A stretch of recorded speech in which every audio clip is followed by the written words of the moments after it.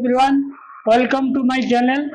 आज हम सिंपलेक्स का draft constant, break draft constant कैसे निकालते हैं उसके बारे में बताने जा रहे हैं। इससे पहले वाला वीडियो जो था रिम फ्रेम का था, ड्राफ्ट कंस्टेंट और ब्रेक ड्राफ्ट कंस्टेंट कैसे निकालते हैं। और ये सब निकालना इसीलिए जरूरी है, समझ लो आपके पास कोई पुराना मशीन आपने खरीदा या नया भी खरीदा, जो टेक्निकल हेड होता है उसका जिम्मेदारी बनता है इसमें गियर्स वगैरह क्या क्या अवेलेबल है और अपन को कौन सा प्रोग्राम चलानी, क्या रैपिंग रखना, क्या टीपीआई देना, उसी हिसाब से अपने पास draft gear, twist gear, BDCP available है नहीं है, अगर नहीं है तो मंगाना है। तो इसके लिए इसका कंस्ट्रक्ट निकालना जरूरी है। और जब अपन काउंट चेंज करते हैं, रैपिंग सेट करते हैं, उस टाइम आपको गियर निकाल के बतानी पड़ेगी कितना गियर लगना है और क्या करना है। और सबसे पहले देखिए, ये सिंपलेक्स का ब्रेक ड्राफ्ट और ड्राफ्ट कंस्टेंट निकालने का तरीका बता देता हूँ आपको। और इसमें देखो ऑब्जेक्टिव क्या क्या है, टू डिराइव ड्राफ्ट गियर। तो ड्राफ्ट गियर जो होता है क्या निकालना है, सीपी वगैरह उसको निकालने के लिए है। और to derive break draft gear, break draft gear कैसे निकालना है उसका फॉर्मूला है। और to consider draft combination, draft combination दो प्रकार के हैं। देखो एलएमडब्ल्यू सिंपलेक्स का बारे में बात चल रहा है। ड्राफ्ट कंस्टेंट दो प्रकार के, एक 130/20 है, एक 125/25 है। तो आपके मशीन के साथ कौन से कॉम्बिनेशन आया वो भी आपको चेक करके इसका ड्राफ्ट कंस्टेंट निकाल सकते हो। और सबसे पहले ये देखो गियरिंग डायग्राम समझा देता आपको। ये हो गया एक नंबर जो हो गया फ्रंट बॉटम रोल। ये जो बॉटम रोल रहता है, ये फ्लूटेड वाला रोल रहता है, ये फ्रंट वाला है। और 2 नंबर वाला मिडिल वाला है, 3 नंबर वाला बैक रोल है। तो ये 30 mm का रोल डायमीटर, रोल का जो डायमीटर है वो 30 mm का ले आओ। और उसके बाद देखो पूरा बैक रोल से एक 18 टीथ का गियर है, ये कॉम्बिनेशन देता है, 22 टीथ वालों को घुमाता है, बीच में कैरियर गियर है।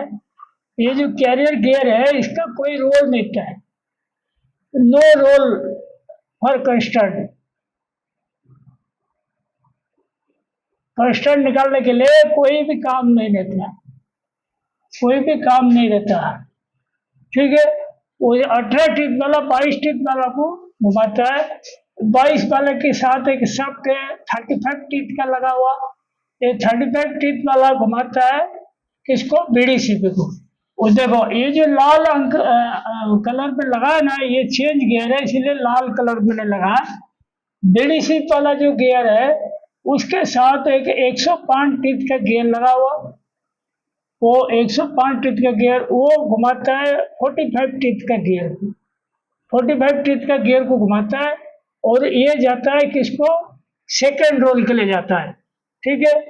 और उसके बाद देखो उसी शाफ्ट में एक 69 टीथ रहता है और एक उसके नीचे सीपी रहता है, ठीक है। 5 नंबर देखो सीपी, बीडीसीपी 4 नंबर, तो सीपी रहता है। सीपी का आगे एक 130 टीथ का गियर रहता है, एक 20 टीथ का, इसको बोलते हैं ड्राफ्ट कॉम्बिनेशन गियर, 6 नंबर जो लिखा हुआ।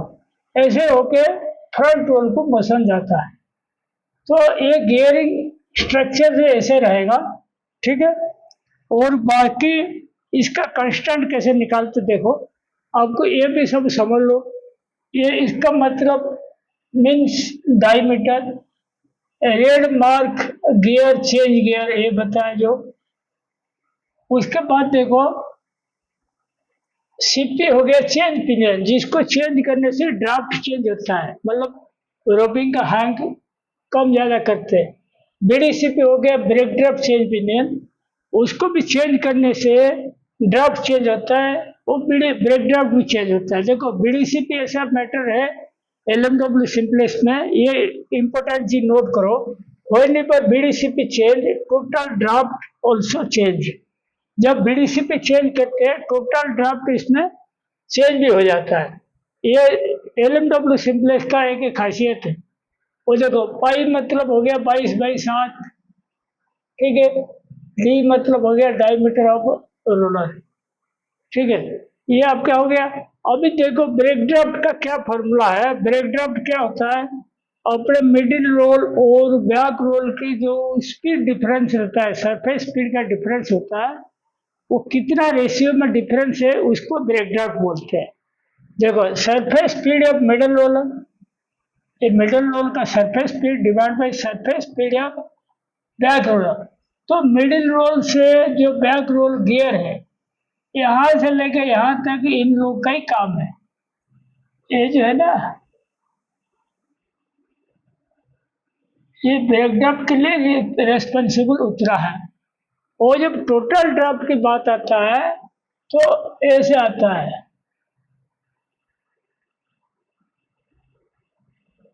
ये पूरा टोटल ड्राफ्ट।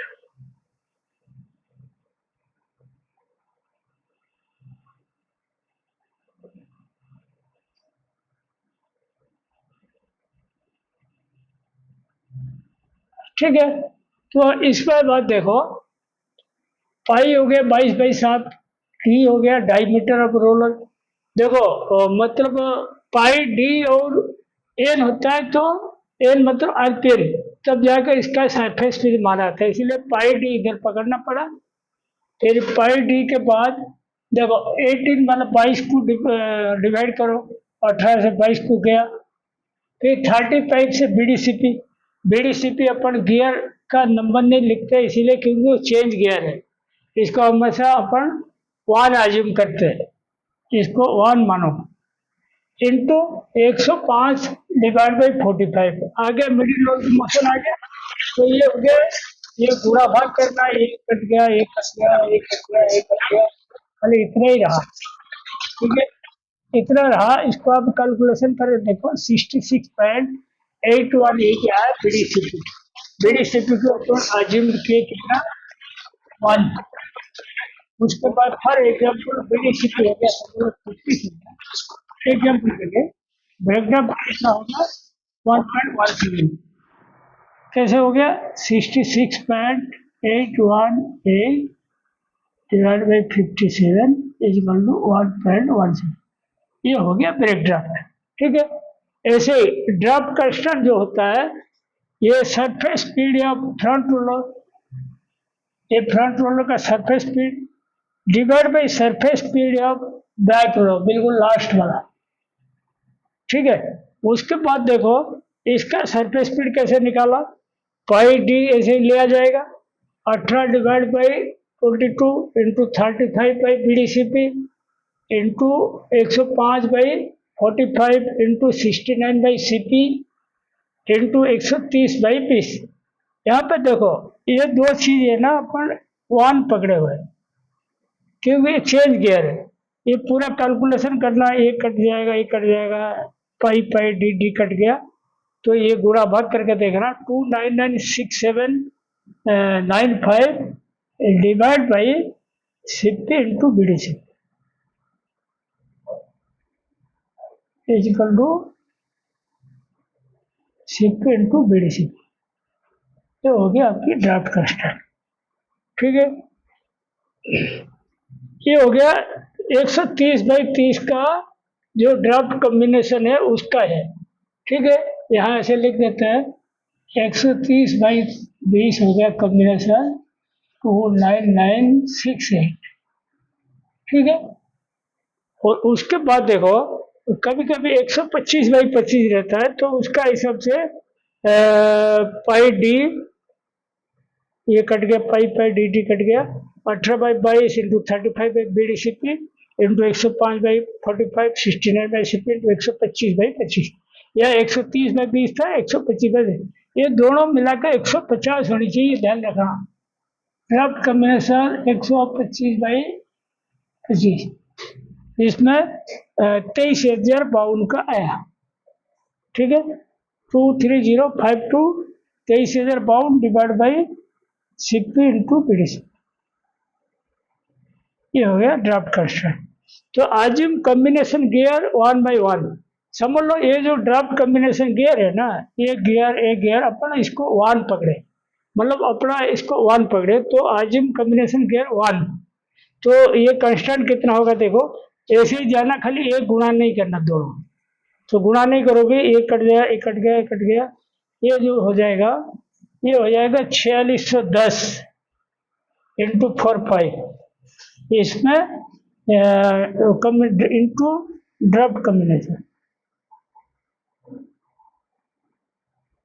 हो गया। ये हो जाएगा आपका ड्राफ्ट कॉम्बिनेशन, गुणा कर दोगे डिवाइड बाई सीपी इंटू बीडीसीपी।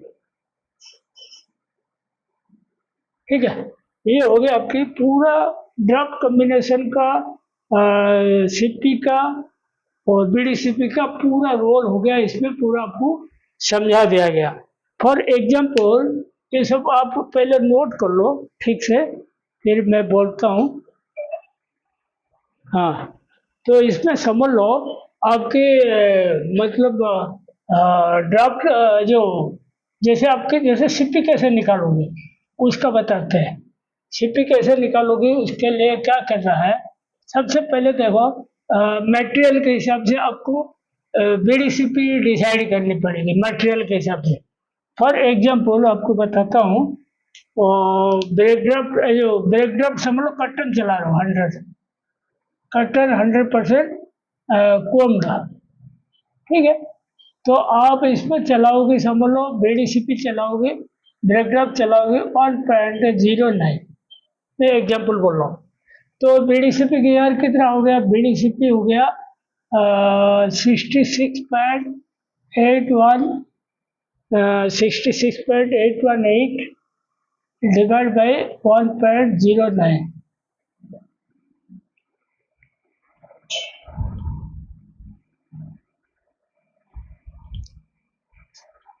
66.818 तो डिवाइड बाई 1.09, ये हो गया बीडीसीपी किया। ये कितना और देखो, ये हो गया आपकी 66.818 डिवाइड बाई 1.09, तो ये हो गया 61.3।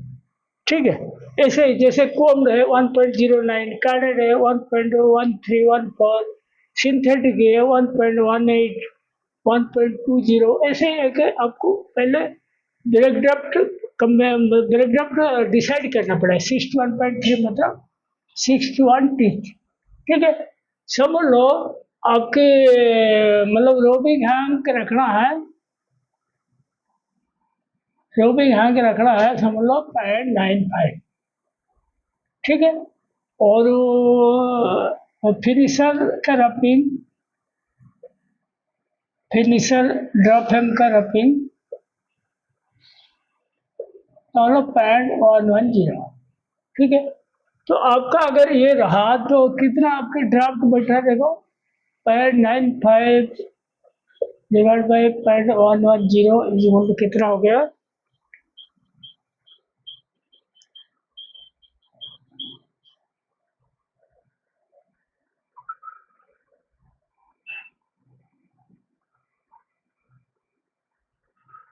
8.63 होगा। ठीक है, तो इस पे आर 2% पर एक्चुअल ड्राफ्ट, तो 8.63 जो हुआ उस पर फिर इंटू 1.02, 8.80 आ गया ड्राफ्ट। ठीक है, और समझ लो कॉम्बिनेशन गियर 130/20 है, तो 130/20 हो गया, तो कांस्टेंट क्या आ गया, एबल आ गया, तो 29968 डिवाइड बाई आपका बीडीसीपी हो गया 61 इंटू ये ड्राफ्ट हो गया 8.8। ठीक है, ये तुम्हारा आ जाएगा 60 आ जाएगा। देखो 29968 डिवाइड बाई 61 डिवाइड बाई 8.8, ये आ गया आपकी 55.8। मतलब 56 टीथ का सीपी डालना है, ये इम्पोर्टेंट है। उस हिसाब से कैलकुलेशन होगा। तो सबसे पहले आप ब्रेकडाउन डिसाइड करो, उसके बाद करोगे। और ये आप नोट कर लो, बहुत इम्पोर्टेंट चीज़ है ये। नक्शा वगैरह तो एक बार आप देख के समझोगे, इसको समझना जरूरी है। ठीक है, नोट कर लिया। उसके बाद देखो, समझ लो अपने रनिंग मशीन में आपको समझ लो अनड्राफ्टेड आया, एग्जाम्पल बोला, रनिंग मशीन में अनड्राफ्टेड आया, तो उसमें समझ लो आप क्या क्या बीडीसीपी, इसी प्रोग्राम में बीडीसीपी अपने 61 टिक था। ठीक है, तो अपन चाहेंगे टू चेंज 63 टिक। ठीक है, 63 टिक करेंगे, या आप समझ लो कम किया, 58 टिक किया, 58 टिक का किया, ये अपन काट के ये किए। तो उस केस में क्या करोगी आप, बैकड्राफ्ट के जो ड्राफ्ट सीपी कैसे निकालोगे, 29968 डिवाइड बाई 58 इंटू ड्राफ्ट हो गया 8.8। देखो कितना हो रहा है,